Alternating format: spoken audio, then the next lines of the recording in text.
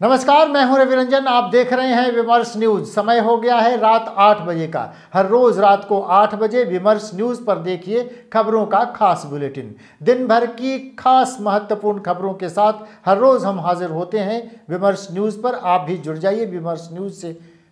सबसे पहले नजर डालते हैं आज के हेडलाइंस पर।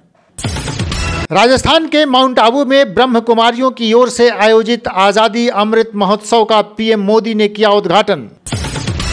पहली बार विधानसभा चुनाव लड़ेंगे अखिलेश यादव। समाजवादी पार्टी ने अपनी सबसे सेफ सीट करहल से अखिलेश को उतारा। उत्तराखंड में बीजेपी ने जारी किए 59 कैंडिडेट्स की लिस्ट। सीएम पुष्कर सिंह धामी खटीमा से लड़ेंगे चुनाव। गोवा में भी 34 उम्मीदवारों की सूची जारी। पूर्व सीएम मनोहर पर्रिकर के बेटे को नहीं मिला टिकट। पाकिस्तान के मशहूर बाजार में आतंकी हमला। लाहौर के अनारकली मार्केट में ब्लास्ट। 4 की मौत। बाइक में प्लांट किया गया था बम। नीट में ओबीसी और आर्थिक रूप से कमजोर वर्गों के लिए कोटा बरकरार। सुप्रीम कोर्ट ने कहा मेरिट के साथ आरक्षण भी जरूरी। तो चलिए अब खबरें विस्तार से।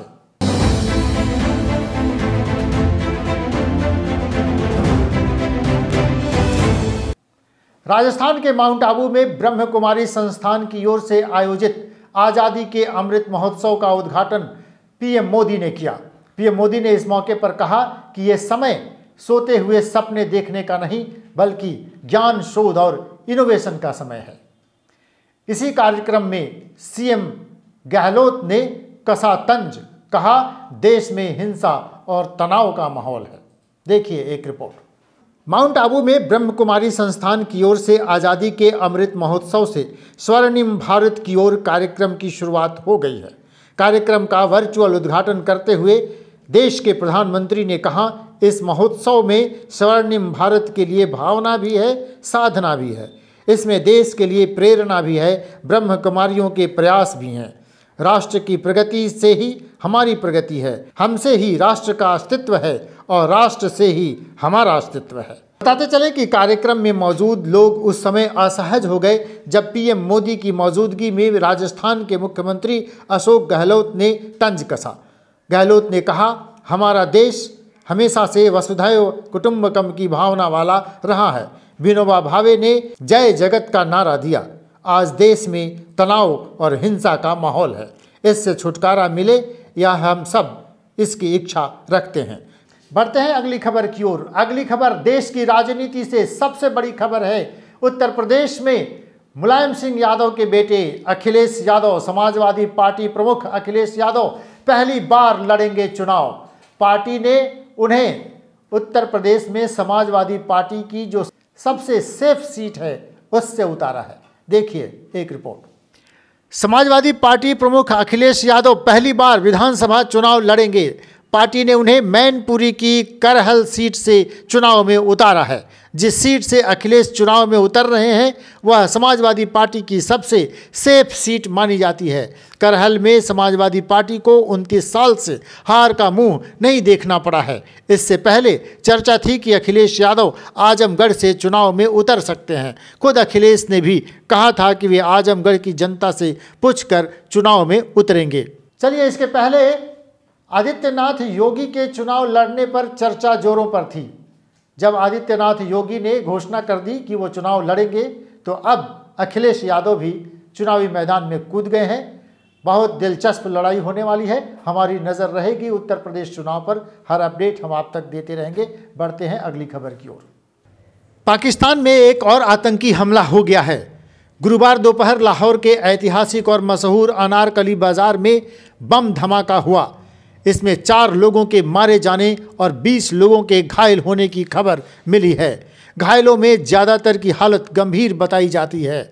शुरुआती रिपोर्ट के मुताबिक इस बाज़ार में काफ़ी भीड़ रहती है और यहाँ पार्किंग की कोई व्यवस्था नहीं है। यहाँ बेतरतीब ट्रैफिक के बीच एक बाइक खड़ी थी। इसमें भी इम्प्रोवाइज्ड एक्सप्लोसिव डिवाइस यानी आईईडी लगाया गया था। नीट की परीक्षा में आर्थिक रूप से कमजोर वर्ग के लोगों और ओबीसी को आरक्षण लागू रहेगा। सुप्रीम कोर्ट ने एक अहम फैसले में कुछ महत्वपूर्ण बातें कही हैं। देखिए इस रिपोर्ट में। सुप्रीम कोर्ट ने गुरुवार को केंद्र सरकार को मेडिकल पाठ्यक्रमों में ऑल इंडिया कोटा सीटों में ओबीसी के लिए 27% और आर्थिक रूप से कमजोर वर्गों को 10% आरक्षण देने की अनुमति दे दी है। इसके साथ ही सर्वोच्च न्यायालय ने एक महत्वपूर्ण टिप्पणी की। सुप्रीम कोर्ट ने कहा कि मेरिट के साथ आरक्षण भी दिया जा सकता है, इसे विरोधाभासी नहीं मानना चाहिए। सुप्रीम कोर्ट ने यह भी कहा कि आरक्षण वितरण प्रभाव को बढ़ाता है, उच्च अंक योग्यता के लिए एकमात्र मानदंड नहीं है। मामले पर सुनवाई करते हुए न्यायमूर्ति DY चंद्रचूड़ ने कहा कि योग्यता को सामाजिक रूप से प्रासंगिक बनाया जाना चाहिए।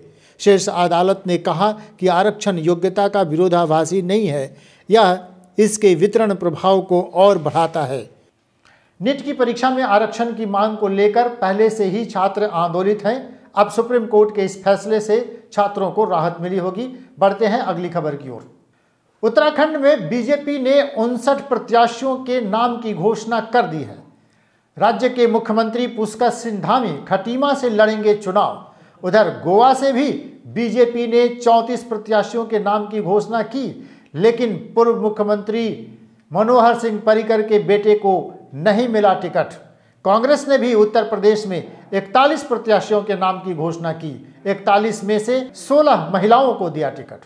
देखिए एक रिपोर्ट। उत्तराखंड विधानसभा चुनाव के लिए भाजपा ने 59 कैंडिडेट्स की पहली लिस्ट जारी कर दी है। उत्तराखंड के मुख्यमंत्री पुष्कर सिंह धामी खटीमा सीट से चुनाव लड़ेंगे। राज्य में 70 सीटों के लिए 14 फरवरी को मतदान होना है। भारतीय जनता पार्टी ने गोवा में भी विधानसभा चुनाव के लिए 34 उम्मीदवारों के नाम का ऐलान कर दिया है। इस लिस्ट में पूर्व सीएम मनोहर पर्रिकर के बेटे उत्पल पर्रिकर का नाम शामिल नहीं है। वे पणजी सीट पर अपनी दावेदारी ठोक रहे थे, लेकिन पार्टी ने उनकी जगह अंटासियो मोन्सेराते को टिकट दे दिया है। उधर कांग्रेस ने उत्तर प्रदेश में दूसरी लिस्ट जारी कर दी है। इस बार 41 नामों की घोषणा जो हुई है, उसमें 16 महिलाएं शामिल हैं।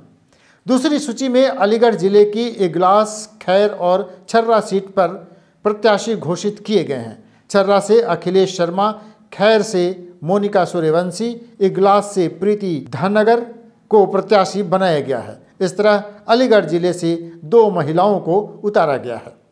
बिहार में अपराधियों के हौसले बुलंद हैं। हर रोज अपराधी किसी न किसी बड़ी घटना को अंजाम दे ही देते हैं। आज खबर आ रही है, मधेपुरा में ग्रामीण बैंक की शाखा से दिन दहाड़े हथियारबंद अपराधियों ने 9 लाख से ज्यादा रुपए लूट लिए और हथियार लहराते वहां से चलते बने।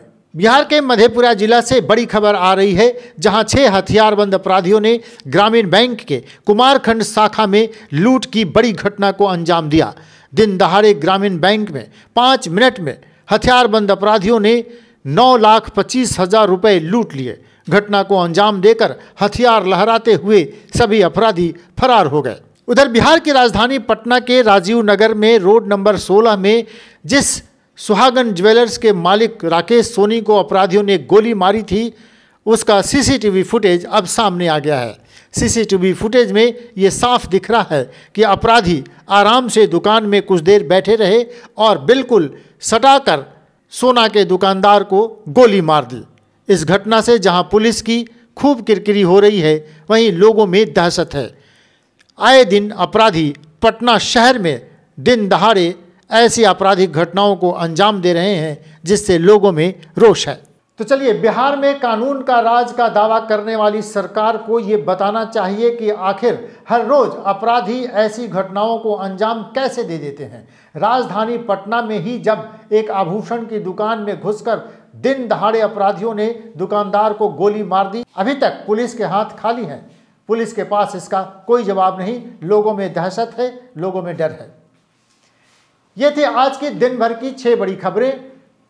कल शाम को 8 बजे फिर हम दिन भर की खास खबरों के साथ आपके सामने हाजिर हो जाएंगे।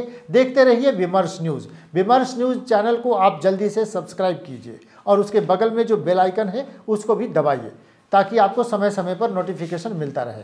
देखते रहिए विमर्श न्यूज़। नमस्कार।